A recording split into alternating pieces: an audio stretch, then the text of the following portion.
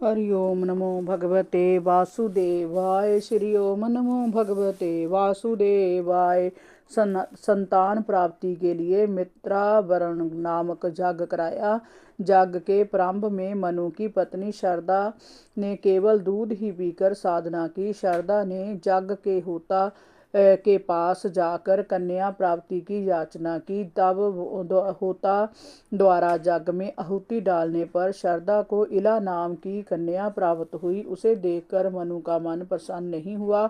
उन्होंने गुरु वशिष्ठ से कहा, मुनिवर, आप लोग तो ब्रह्मवादी हैं, आपका कर्म इस प्रकार विपरीत फल देने वाला कैसे हो गया। वशिष्ठ जी ने यह सुनकर जान लिया कि होता ने विपरीत आहुति दी है। इस पर उन्होंने कहा, राजन, होता के विपरीत संकल्प से ही ऐसा हुआ है।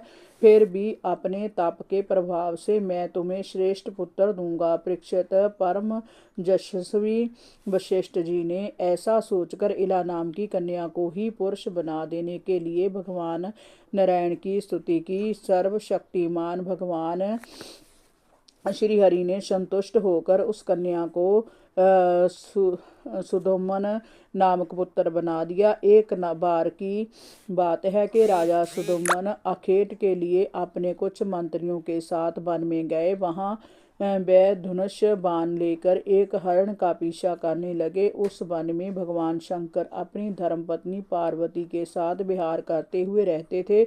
उस क्षेत्र में प्रवेश करते ही मधुसूदन धूमन को लगा कि वह फिर से स्त्री बन गया है और उसका घोड़ा भी घोड़ी बन गया है, साथ ही उसके सभी अनुचर भी स्त्री बन गए हैं। वह सभी हैरानी से एक दूसरे का मुख देखने लगे। राजा परीक्षित ने पूछा, मुनिवर, उस क्षेत्र में ऐसा चरित्र गुण कैसे आ गया? कृपया मेरी जिज्ञासा को शांत कीजिए। श्री सुखदेव जी ने कहा, परीक्षित, एक बार बहुत से ऋषि मुनि उस क्षेत्र में गए। उस समय अंबिका देवी वस्त्रहीन होकर श्री शंकर जी की गोद में लेटी थी।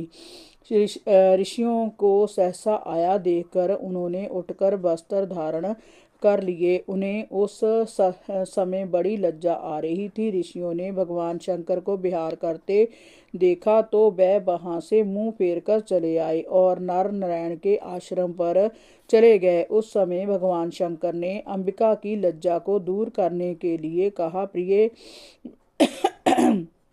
मेरे स्वाय जो भी पुरुष इस क्षेत्र में आएगा वह स्त्री बन जाएगा। परीक्षित, तभी से कोई पुरुष उस क्षेत्र में नहीं जाता, परंतु अब मधुमन स्त्री हो गए थे। वह स्त्री बने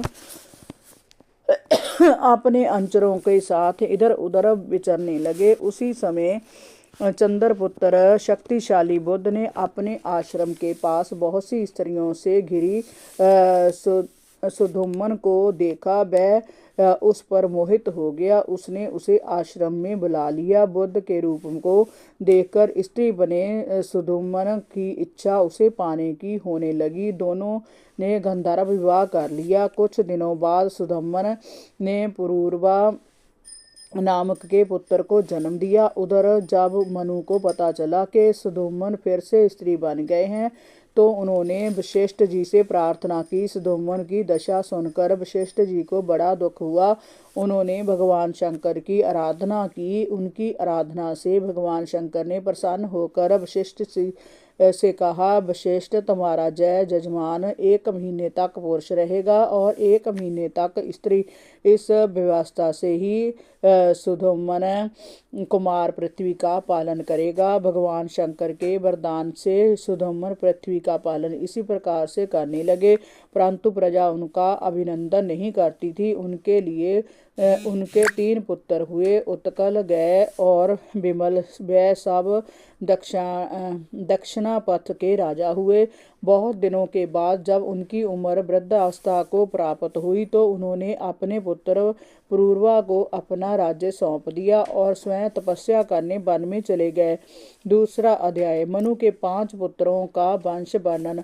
श्री सुखदेव जी ने कहा, परीक्षित, जब मधुमन तपस्या करने वन में चले गए। तब वैवस्वत मनु ने पुत्र की कामना से जमुना तट पर बैठकर 100 वर्ष तक तपस्या की। तब उन्हें श्रीहरि की कृपा से अपने ही समान बलशाली 10 पुत्रों की प्राप्ति हुई। उनमें इक्ष्वाकु सबसे बड़े थे। वह सूर्य के उपासक थे। उनसे सूर्य वंश चला। मनु पुत्रों में एक पुत्र का नाम प्रशधर था। गुरु वशिष्ठ जी ने उसे गायों की रक्षा में नियुक्त कर रखा था। एक दिन रात में तेज वर्षा हो रही थी।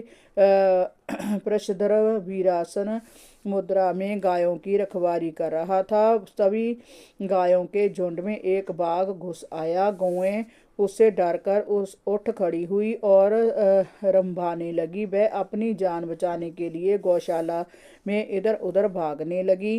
बाघ ने झपटकर एक गाय को पकड़ लिया। वह अत्यंत भयभीत होकर चिल्लाने लगी। उसका क्रंदन सुनकर प्रशधर हाथ में तलवार लेकर उसकी ओर दौड़ा। हरि ओम नमो भगवते वासुदेवाय। श्री ओम नमो भगवते वासुदेवाय।